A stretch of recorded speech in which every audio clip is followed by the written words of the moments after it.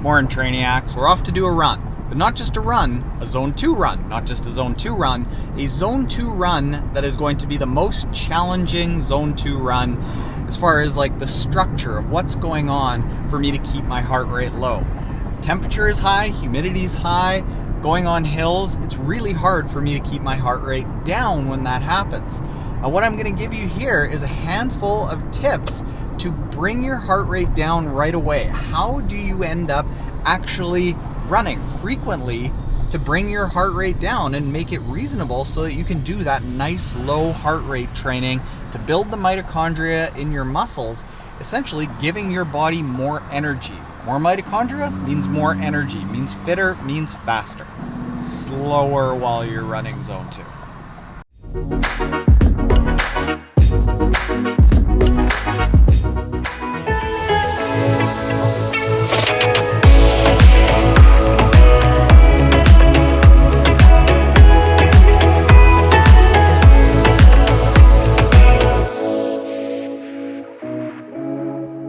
Well, 1 hour run, averaging a 5:45 kilometer. Saved NTK from one dead mouse in the trail.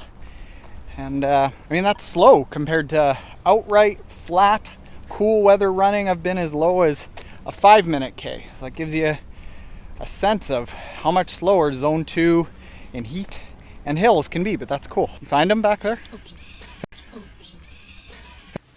So, all right, Trainiacs, let's get into Zone 2 running. I've talked about Zone 2 running a huge amount.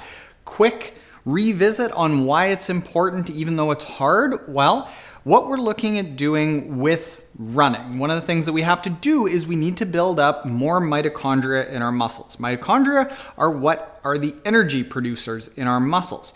You can produce more mitochondria with Zone 1, Zone 2, or Zone 3 training. Most people train in Zone 3, which does build more mitochondria, but it's not that much more than Zone 2. However, what the difference is between Zone 2 and 3 is that with Zone 3, your body builds up a lot of cortisol, a lot of stress hormones. And if you do this over and over and over, you can dip into overtraining. It's going to reduce the amount that you can train, and it's going to limit the intensity that you can put out on the intense days. So with Zone 2 training, what ends up happening is you still build that mitochondria in your muscles, but you don't dip into overtraining. You're able to train more, and then when you're having to do those really intense runs, those ones that really make the changes and allow you to go faster, you can go even faster. So Zone 2 versus Zone 3 training, like it's not really even a debate. If you understand the physiology behind it, you have to run under your aerobic threshold, which is right around the top of Zone 2. The thing about it that's really hard is that when most people start training, they aren't used to running that slow, and the weight-bearing nature of running makes it really hard. Heart rates shoot through the roof. So we constantly get message after message on Team Trainiac that people are unable to stay in that Zone 2.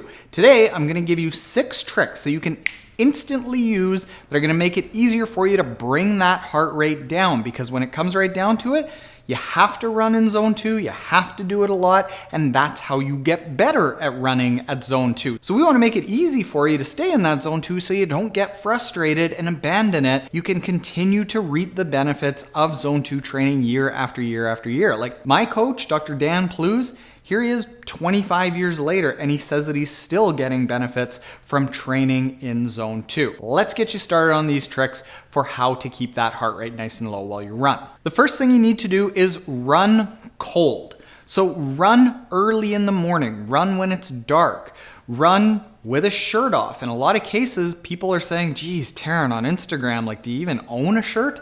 Well, yeah, I own lots of shirts right now because I'm a little chubby. But when I'm fit and feeling kind of studly running around the neighborhood turning heads, I will almost always run early in the morning when it's nice and cool with a shirt off to keep my heart rate down. And that ends up picking up my pace, in my experience, somewhere around 20 seconds per kilometer at the same heart rate. What happens when it's hot out is that your heart rate increases to get more blood to the surface of your skin to dissipate that heat quicker. So just because it's hot out like it was today, your heart rate is at the same pace, at the same effort level, it's going to be higher. So if you go run in the middle of the day, like, good luck to you actually keeping your heart rate low. The next thing that I've found really helpful is to control your breathing. And one of the best ways to control your breathing, to make it more relaxed, to let the body loosen up, is to not run breathing up here. And that's where we normally tend to run.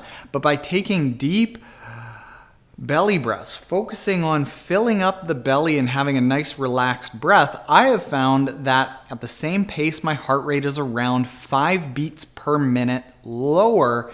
And this is what I did in Challenge Roth in 2019. Every time my heart rate started climbing past the ceiling that I wanted to reach, I would focus on breathing deeper. It would lower my heart rate back down and allow me to get control of things. So instead of breathing up here, shallow breaths, focus on deep belly breathing. Related to that is the third tip. And this, you probably are already doing this, but I want you to make sure that you're doing this, is to breathe from the mouth and not the nose. In a study of all the physiological things that happen between nose breathing and mouth breathing during exercise, what was found is that pretty much across the board, nose breathing ends up increasing your heart rate at the same pace and the same effort level. Now, that does tend to come down over time, but if you're starting to do zone 2 runs and you're finding that your heart rate is climbing, why make it harder on yourself by breathing from the nose? At that outset of starting to do zone 2 training, where you're fighting keeping your heart rate nice and low, breathe from the mouth. And in my experience, it's somewhere around that 5 beats per minute lower breathing from the mouth than it is from the nose. And then after you've done zone 2 training for 6 months to a year, when you found that you've got your heart rate under control, then you can introduce the nose breathing. But at the outset, while you're having such a hard time getting control of your breath, stick to the mouth breathing. That's going to make sure that your heart rate stays lower. The next thing you might already be doing, but not realizing that it's totally okay to do, is a run walk. Ben Canute, pro triathlete, won multiple half Ironman races. He's been to the Olympics. And one of the things that he's done to work on his run to make sure that he keeps that heart rate low when there is a heart rate controlled run is actually run walk. And we're talking about somebody who can go out and knock off 3-minute or better kilometers. Like, he's a phenomenal runner. And he posted on Instagram that he still does run walk workouts when he has to keep that heart rate low. And what it allows him to do is go a little bit faster during the running portion, get that heart rate up, and then calm it back down. And he can go through this cycle of heart rate climbs, that's okay. Bring it back down with a walk for a minute or two. Heart rate climbs, that's okay. Bring it back down for a minute or two. A lot of triathletes, just out of their pride, think, oh, I've got to run. I have to run, and I have to run looking like a runner. Meanwhile, here we've got Olympians, pro triathletes that are doing walk runs. Why can't we? The next thing that, again, is kind of related to that, when we look at the requirement of what we're trying to do with a long zone 2 run, is we are looking to build mitochondrial density, build the ability of our structure to hold ourselves upright for a long period of time, and build a little bit of pounding on the feet and legs. You don't need to be running to do that. If your heart rate is in the right zone, creating that mitochondrial density and staying low enough to stop you from overtraining, then it doesn't really matter if you're running or walking. And if you're just looking at staying upright for a certain amount of time and building leg durability, you can actually go for a hike, an intense hike on trails.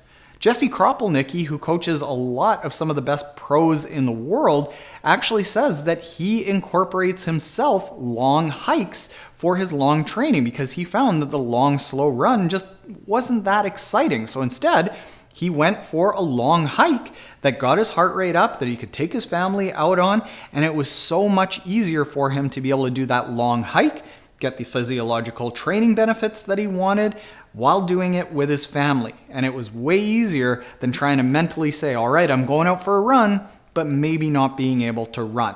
It accomplishes the vast majority of the same things that we're looking to do with a long run, just with a long hike in that same heart rate zone. Again, we got to check our egos. And the final thing, this is where it starts getting into a little bit of cheese, but if it's going to keep you running, it's going to keep you motivated, by all means do it. That is to do a net downhill run. And to pull this off, you kind of need to be driven out or ride your bike out to a certain area and run downhill. When you're running uphill, when I was running uphill, I was at as slow as probably a 6:15, 6:30 kilometer. When I'm running downhill at the same zone 2 heart rate, I could go as low as a 5-ish minute, probably a 4:50 kilometer. And that is way, way better to hold just mentally. It feels like you're running. It feels like you're doing something. You're turning those legs over. That downhill running also has the benefit of creating a fair amount of pounding. The impact is really big. And it increases your foot turnover. Whereas a lot of zone 2 slow running, it slows down your foot turnover. So if you can go and do a net downhill run with quick foot turnover with that additional pounding, still at that nice low heart rate, sure, it's a little bit cheesy, but if it keeps you running, that's great. You know what's cheesy? Going slower in races because you didn't consistently zone 2 run.